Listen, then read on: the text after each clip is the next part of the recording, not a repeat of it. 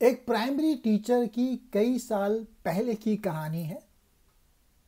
Teacher کا نام مس نگہت تھا، اور جب وہ اسکول کے پہلے دن اپنی 5ویں جماعت کی کلاس کے سامنے کھڑی تھی، انہوں نے بچوں سے جھوٹ بولا۔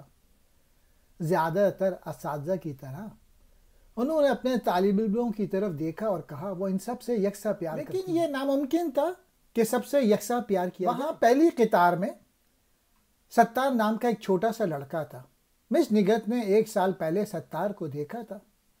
وہ دوسرے بچوں کے ساتھ اچھا نہیں کھیلتا، اس کے کپڑے گندے تھے اور اسے مسلسل نہانے کی ضرورت تھی اور اس کے پاس سے بدبو آتی۔ مس نگہت اس بچے کو دیکھ کے اس مقام پر پہنچ گئی تھی جہاں ان کو سرخ قلم سے نشان لگا کے ایف لگا کر بہت خوشی ہوتی تھی۔ اس اسکول میں مس نگہت پڑھاتی تھی، انہیں ہر بچے کے ماضی کے ریکارڈ کا جائزہ لینے کی ضرورت تھی۔ سب سے آخر میں انہوں نے ستار کی فائل کا جائزہ لیا تو وہ حیران رہ گئے۔ ستار کی پہلی جماعت کے استاد نے لکھا، ستار ایک روشن بچہ ہے جو ہر وقت ہنستا رہتا ہے، وہ اپنا کام صاف ستھرا کرتا ہے اور اچھے اخلاق رکھتا ہے، اس کے پاس آ کر خوشی ہوتی ہے۔ دوسرے درجے کے استاد نے لکھا، ستار ایک بہترین طالب علم ہے جیسا اس کے ہم جماعت بہت پسند کرتے ہیں، لیکن وہ پریشان ہیں کیونکہ اس کی والدہ کو بیماری ہے اور گھر میں زندگی ایک جدوجہد سے گزر رہی ہے۔ اس کی تیسری جماعت کے استاد نے لکھا کہ ستار کی والدہ کا انتقال ہو گیا ہے،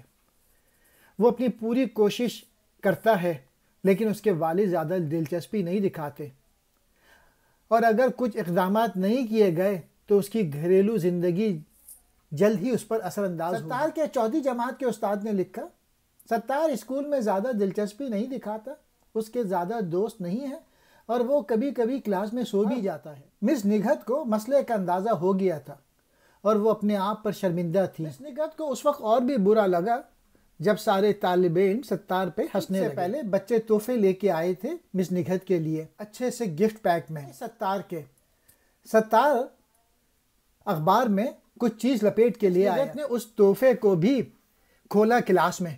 کچھ بچے اس وقت ہنسنے لگے جب اس اخبار میں سے ایک رائن اسٹون کا کڑا ملا جس میں کچھ پتھر غائب تھے اور ایک چھوٹی سی بوتل پرفیوم کی جو کہ 1/4 تھی۔ بچوں کی اس وقت ہنسی رک گئی جب مس نگہت نے وہ بریسلیٹ کی تعریف کی اور پرفیوم کو اپنے ہاتھ میں لگایا۔ ستار اس دن اسکول کے بعد ٹھہرا اور اس نے مس نگہت سے کہا، آج آپ کے پاس سے میری امی جیسی خوشبو آ رہی تھی۔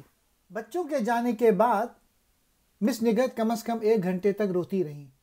اس دن مس نگہت نے پڑھنا لکھنا اور ریاضی پڑھانا چھوڑ دیا، اس کے بجائے وہ بچوں کو پڑھانے لگیں۔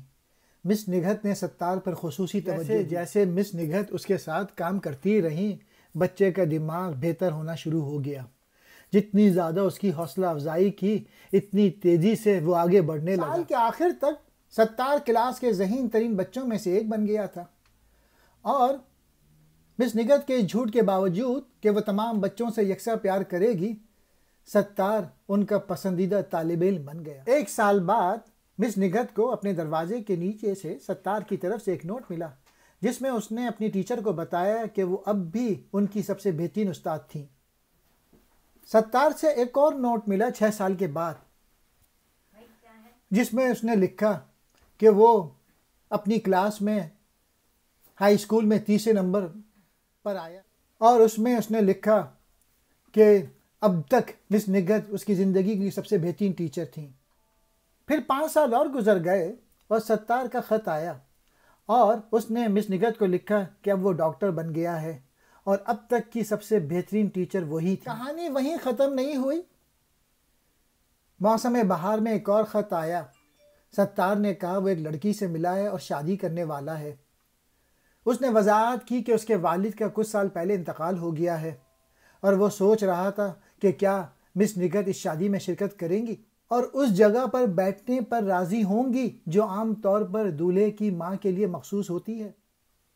یقیناً مس نگہت نے کہا، اور اندازہ کرو کہ کیا کیا انہوں نے وہی کڑا پہنا جس میں کئی رائن اسٹون غائب تھے، اور انہوں نے اس بات کا یقین بنایا کہ وہ وہی خوشبو لگائیں جو اس کی والدہ خوشبو لگاتی تھی۔ جب مس نگہت شادی میں آئیں تو انہوں نے ایک دوسرے کو گلے لگایا اور ڈاکٹر ستار نے مس نگہت کے کان میں سرگوشی میں کہا، آپ کا شکریہ کہ آپ نے مجھ پر یقین کیا، مجھے اہم محسوس کروایا۔